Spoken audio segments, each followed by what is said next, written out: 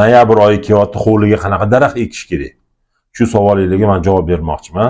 Bitta oyat bilan javob bermoqchiman. Va bashshirillazina amanu va amilus solihati anna lahum jannatin tajri min tahtiha al-anhar kullama ruziqu minha min thamaratin rizqan qalu hadha allazi ruziqna min qabl va utubihi mutashabihat.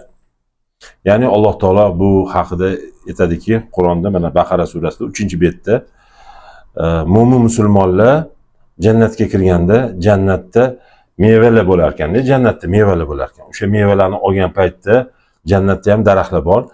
Jannatdagi mevalarni olgan paytda aytishar ekanki, bu mevalar hayoti dunyodagi mevalarimizga o'xshaydi ekan-u deyshadi jannat ahli. Shundan ma'lum bo'lar ekanki, demak hovlimizga biza albatta mevali daraxt ekishimiz kerak ekan, jannatga kirganimizda o'sha narsalarni eslashimiz uchun. Foydali bo'lgan bo'lsa, do'stlarimizga daraxt ekmoqchi, noyabr oyida daraxt ekmoqchi bo'lganlarga tashab qo'yamiz.